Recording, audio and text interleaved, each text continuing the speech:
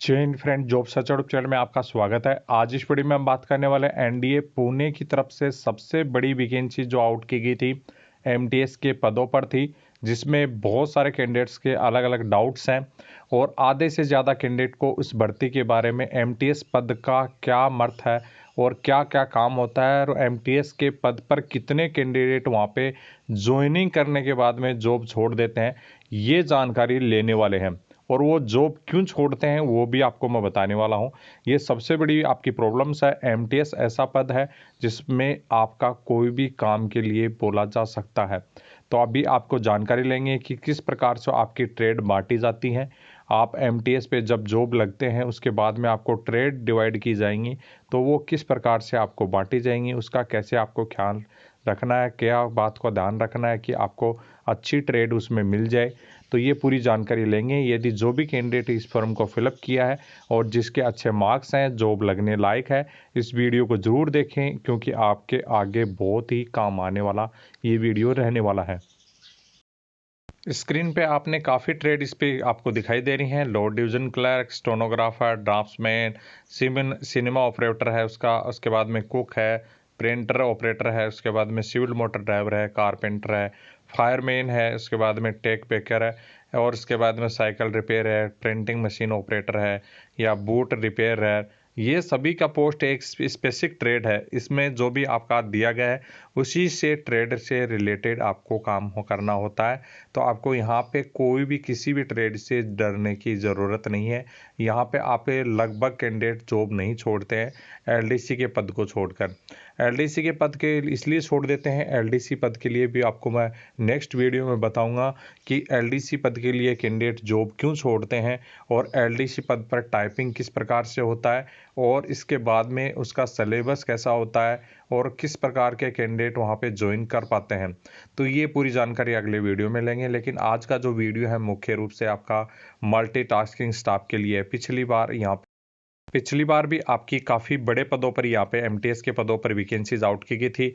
फिर एक बार यहाँ पे एमटीएस के पद 151 पद आपके आउट किए गए हैं। एमटीएस के पद सबसे ज़्यादा आउट किए जाते हैं। ये सभी 151 पोस्ट को एक साथ दे दिया गया है, जो कि बहुत सारे ट्रेड में मिक्स है। एमटीएस बहुत सारे ट्रेड से रिलेटेड होता है। अभी यहाँ पे आपका इसका दिया गया है, जो भी आपका डेफिनेशन है वो पूरा कंप्लीट यहाँ पे दिया गया है कि किस किस ट्रेड में आपको बांटा जाएगा। या आपको ये तो पता होगा कि यहाँ पे मैंने बताया था कि जो भी एमटीएस पद के लिए भी आपके 90% से ज़्यादा 10वीं में जिसके मार्क्स हैं उससे ज़्यादा ही जो भी आपके मार्क्स प्राप्त करने वाले कैंडिडेट के एडमिट कार्ड जारी किए जाते हैं। तो जो भी कैंडिडेट 10वीं में 90 से ज़्यादा प्राप्त किए हैं कोरोना को छोड़कर, वो कैंडिडेट कमज़ोर तो नहीं होंगे, सभी होशियार कैंडिडेट हैं जो भी अपनी पढ़ाई में स्टडी में अच्छे हैं और जो भी आगे बढ़कर और भी अच्छी बड़ी नौकरी पाने की चाह रखते हैं। तो आप जो भी सोचते हैं कि इस पद के लिए 90% से ज़्यादा वाले कैंडिडेट यहाँ पे इस ट्रेड पे जाते हैं, तो आप यह देख सकते हैं कौन सी ट्रेड आपको मिलने वाली हैं। अब आपको किस प्रकार से ये ट्रेड मिलेंगी वो भी मैं आपको समझाऊंगा। तो यहाँ पे पहले ट्रेड चेक कर लेते हैं सफाई वाला। तो आप सोच सकते हैं कि 90 प्लस वाले कैंडिडेट सफाई वाले के लिए जाने वाले हैं। ये सभी का डिपार्टमेंट अलग अलग होता है। यदि आपका सफाई वाले में चला गया तो आपको हर काम आपको वहाँ पे करना होगा, जो कि आपका रूम क्लीनिंग है या जो भी आपका ऑफिस क्लीनिंग है, टॉयलेट बाथरूम क्लीनिंग है, ये सारे आपको काम करने होते हैं। यदि आप टॉयलेट बाथरूम क्लीनिंग आपको यदि करवाता है तो आप खुद सोच सकते हैं, यदि 90% प्लस मार्क्स वाला कैंडिडेट वहाँ जाता है उसके लिए कहीं भी जॉब अपॉर्चुनिटी है, यदि वो अच्छी सी तैयारी करता है तो कहीं ना कहीं उस जॉब को आराम से छोड़ देता है। इसी उसके बाद में ग्रूम वाले कौन से हैं, जो कि हॉर्स को नहलाई धुलाई करने वाले और साथ में उसको तैयार। ग्रूम क्लीनिंग हॉर्स और स्टेबल के लिए थोड़ी जानकारी ले लेते हैं। जिस प्रकार से ये घोड़े को नहलाना, धुलाना, चारा देना और उसकी साफ सफाई करना, इस अस्तबल में आपका पोस्टिंग यदि हो गया तो आपके लिए बहुत ही बड़ी प्रॉब्लम हो जाती है। यहाँ पे करीबन 16 से 17 डिपार्टमेंट हैं, उसमें यदि अस्तबल डिपार्टमेंट में आपकी पोस्टिंग होती है तो आपके लिए बहुत ही प्रॉब्लम हो सकती है। यहाँ पे आपको ज़्यादातर कैंडिडेट जॉब छोड़ देते हैं क्योंकि यहाँ पे काम करना बड़ा मुश्किल होता है। जैसे कि घोड़े को पूरा कंप्लीट घोड़े के संबंधित मतलब जैसे कि ये घर में आपके यदि कोई पशु पालता है तो उसके सारे काम आपको नहलाई धुलाई से संबंधित, चारा डालने से संबंधित, उसको पूरा कंप्लीट तैयार करना, घोड़े को तोड़ने के लिए तैयार करना, ये सभी चीज़ें, उसकी देखभाल करना, सभी काम आपको वहाँ पे करने होते हैं। तो यहाँ पे इतना पढ़ा लिखा कैंडिडेट यदि वहाँ अस्तबल के लिए जाता है तो वो लगभग कैंडिडेट जॉब छोड़ देते हैं वाला। उसके बाद में कैडेट ओढ़ने का मतलब ये है जो भी वहाँ पे रिटर्निंग करते हैं कैडेट जो भी है वो आपको कोई भी ऑर्डर देंगे उसी प्रकार का आपको काम करना होगा। उसके बाद में फटिक मैन का काम मुख्य रूप से होता है मजदूर का, जो भी लेबर टाइप का मतलब किसी भी प्रकार की उठाई गिरी काम है, जो भी है आपके किसी भी वजन उठाना है किसी भी प्रकार का, और आपको कोई सामान ले जाना है, वजन लादना है, किसी भी प्रकार का काम है, ये सभी काम आप फटिक मैन के लिए करवाए जाते हैं। मसालची है जो कि बर्तन धोता है। मेस वेटर है जो कि मेस में काम आपका वेटर का काम करता है। उसके बाद में चौकीदार है तो वो गेट पे ड्यूटी देता है। ग्राउंड्समैन है तो वो भी आपको जो भी ग्राउंड्समैन में मतलब ग्राउंड में संबंधित चौकीदार टाइप का ही ड्यूटी देता है। उसके बाद में माली है तो आपका जो भी गार्डनर में काम करता है। स्टोरमैन है तो स्टोरमैन स्टोर से संबंधित स्टोर देखभाल करना उसकी, वो आज का स्टोरमैन का काम होता है। ये आपकी अच्छी पोस्ट होती है। स्टोरमैन है, मैसेंजर है, डिस्ट्रीब्यूटर है और सेल मेकर है और टिंडल है। ये आपका जो डोजर ड्राइवर है और लेबोरेटरी अटेंडेंट है, वर्कशॉप अटेंडेंट है, लाइब्रेरी अटेंडेंट है, गैलरी अटेंडेंट है। ये आपकी बहुत ही शानदार आपकी पोस्ट मानी जा सकती हैं। ये ट्रेड बहुत ही अच्छी रहती हैं, इनमें आपको कोई भी प्रॉब्लम नहीं आती है। या आपके कितने भी मार्क्स हैं, अच्छी खासी पोस्ट आप प्राप्त करना चाहते हैं तो यहाँ पे आपको कोई भी इस ट्रेड में आपको मिलती है तो कोई भी प्रॉब्लम नहीं आती है। लेकिन जो ट्रेड है, मेन जो ट्रेड है सफाई वाला और ग्रूम हॉर्स वाली, जो यदि इसमें आपको ट्रेड मिल गई या फटिग मैन की ट्रेड आपको मिल गई तो यहाँ पे आपके सबसे बड़ी प्रॉब्लम कैंडिडेट के लिए खड़ी हो जाती है। अब इस ट्रेडों का बंटवारा किस प्रकार से किया जाता है तो वो मैं आपको सीधी भाषा में समझा दूं। यदि आप जब ज्वाइनिंग करते हैं, जैसे कि 151 कैंडिडेट यहाँ पे ज्वाइनिंग करेंगे, जिस प्रकार से जिस डिपार्टमेंट में हमारे अलग अलग डिपार्टमेंट है, एचआर डिपार्टमेंट, जैसे ट्रेनिंग डिपार्टमेंट और जैसे कि अस्तबल डिपार्टमेंट, जहाँ जितनी पोस्ट खाली हैं एमटीएस की उस प्रकार से वहाँ भेजे जाएंगे। जैसे कि यहाँ पे अस्तबल में 16 कैंडिडेट, यहाँ पे एक उदाहरण के लिए वहाँ पे 16 कैंडिडेट वहाँ पे आपको जैसे कि जोड़ता है उनको, वहाँ पे अस्तबल डिपार्टमेंट होता है जो कि घोड़े का डिपार्टमेंट होता है, जिसमें जैसे कि आपको 16 कैंडिडेट अस्तबल के लिए हो गए। उसके बाद में एचआर डिपार्टमेंट के लिए जैसे आपके 25 कैंडिडेट हो गए। एचआर डिपार्टमेंट होता है जैसे कि ऑफिशियल वर्क का। और उसके बाद में जैसे कि ट्रेनिंग डिपार्टमेंट है, ट्रेनिंग डिपार्टमेंट में जैसे कि बहुत सारे ट्रेड्स आते हैं, जैसे कि आप ये देख सकते हैं वर्कशॉप अटेंडेंट है, लेबोरेटरी अटेंडेंट है, इसके बाद में गैलरी अटेंडेंट है और डोजर ऑपरेटर ड्राइवर है। तो ये ट्रेड जो आती हैं वो सारी ट्रेनिंग डिपार्टमेंट के अंदर आती हैं। ऐसे ही यहाँ पे 16 डिपार्टमेंट में बांटा गया है जो कि एनडीए को तुरंत वो आपको सभी को जिस प्रकार से आप ज्वाइनिंग करते करते जाएंगे उसी प्रकार से आपको भेजते जाएंगे। आपकी किस्मत है कि कौन से डिपार्टमेंट में आपको भेजेंगे। लेकिन एक सबसे पहले ज़रूरी बात आपको मैं बता दूं, जब भी आपको ज्वाइनिंग करते हैं तो उस टाइम में आपकी क्वालिफिकेशन देखी जाती है, आपने क्या क्वालिफिकेशन की है। यदि आपने ड्राइवर से संबंधित कोई अच्छा खासा ड्राइवर का अनुभव रखता है और जो भी आपका ड्राइविंग लाइसेंस उसके पास है तो आपको हो सकता है ड्राइवर डोजर ऑपरेटर में भी भेजा जा सकता है। जब भी आपको ज्वाइनिंग करने के बाद में वहाँ पूछा जाए कि आप क्या कर सकते हैं और क्या नहीं कर सकते तो उसके बारे में आप ज़रूर बताएं कि आपको क्या क्या चीज़ें स्किल आती हैं और क्या आप इलेक्ट्रिशियन का भी काम कर सकते हैं, क्या आप ये उसका डोजर ऑपरेटर जैसे ड्राइवर से संबंधित भी काम कर सकते हैं, और क्या आपने ग्रेजुएशन किया है, क्या आपने आईटीआई इंजीनियरिंग किया है। काफ़ी कैंडिडेट इंजीनियरिंग तक की भी पहुंच जाते हैं वहाँ पे जो एमटीएस पद के लिए, तो वहाँ ये सभी चीज़ें आपको बतानी है।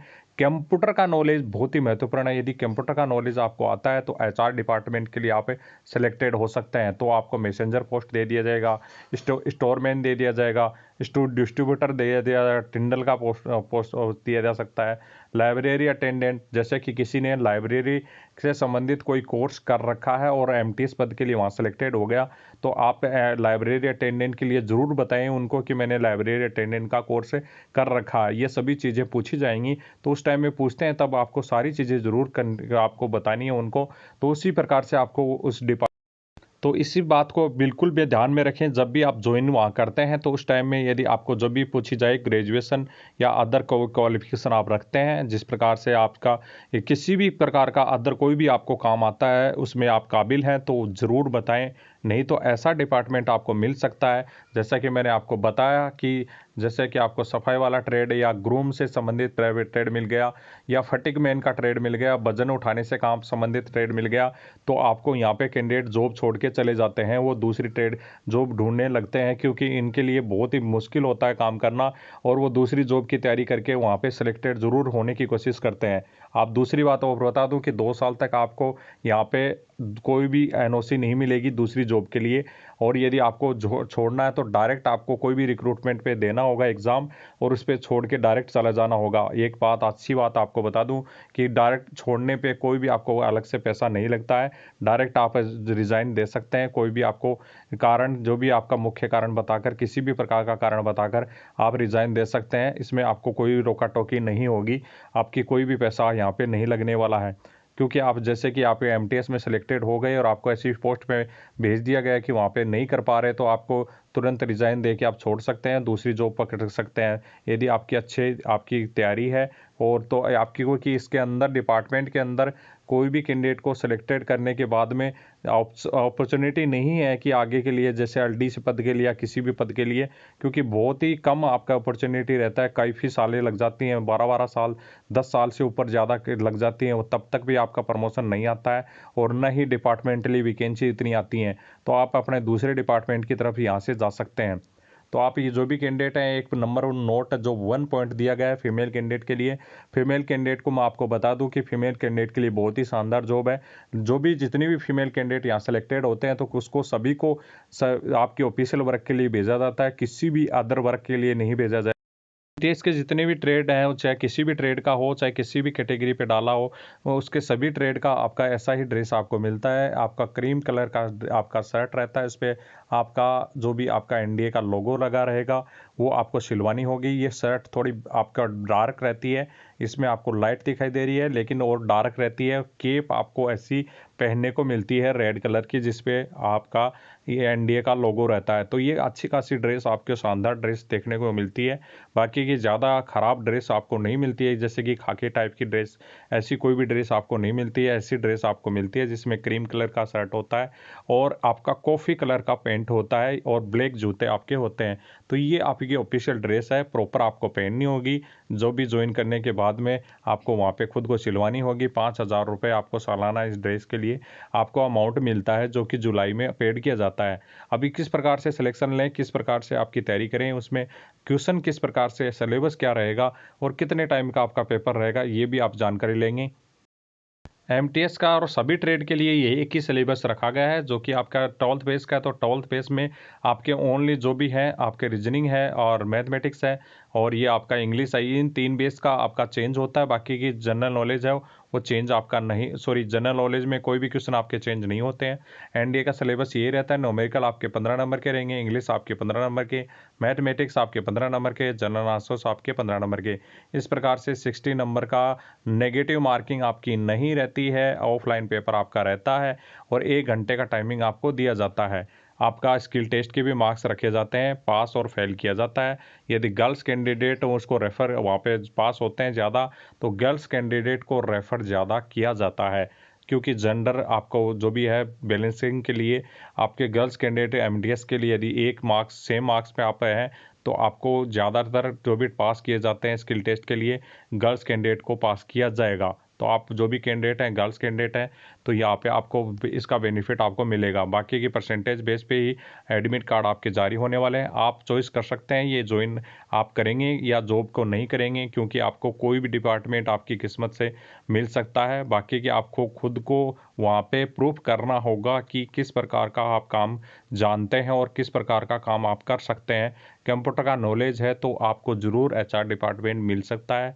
यदि ड्राइवर का ड्राइवरी की आप जानते हैं, जो भी ड्राइवरी जानते हैं तो आपको डोजर जो भी आपका ड्राइवर से संबंधित मिल सकता है।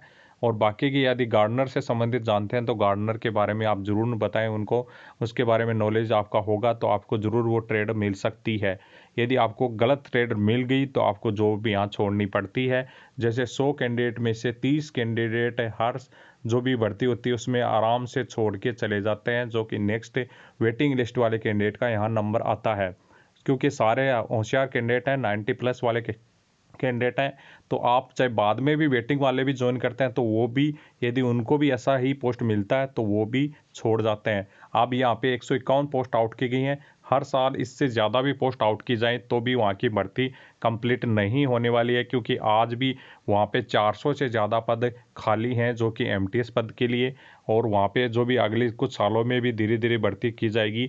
और हर साल कुछ कैंडिडेट, बहुत सारे कैंडिडेट जो कि 30% कैंडिडेट होते हैं जो कि नौकरी छोड़ के वहाँ पे एमटीएस के पद के लिए चले जाते हैं, जो कि होशियार कैंडिडेट होते हैं किसी दूसरी ज्वाइनिंग के लिए, क्योंकि 2 साल तक उनको कोई ऑप्शन नहीं मिलेगा, क्योंकि एनओसी नहीं मिलने वाली है और डायरेक्ट वो ये ज्वाइन या तो नौकरी छोड़ के दूसरी ज्वाइन कर सकते हैं, या आप कोई भी पहले की भर्ती यदि देखी हुई है तो उसके लिए यदि आपका आता है कहीं पे सिलेक्शन होता है तो वो ज्वाइन कर सकते हैं। जो भी कैंडिडेट, आपको पता ही होगा कि फ़ौज की लूज भाषा होती है, और वहाँ यदि आयकर डिपार्टमेंट में एमटीएस जॉब लगते हैं तो उसके लिए बेनिफिट आपका रहता है।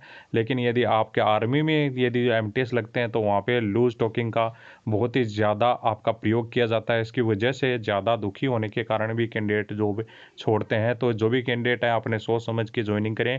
और बाकी के किसी कैंडिडेट को किसी प्रकार की जानकारी चाहिए, यदि आपके टाइमिंग से रिलेटेड हो या अदर कोई भी जानकारी हो, तो कमेंट बॉक्स में कमेंट करके पूछ सकते हैं। जय हिंद दोस्तों।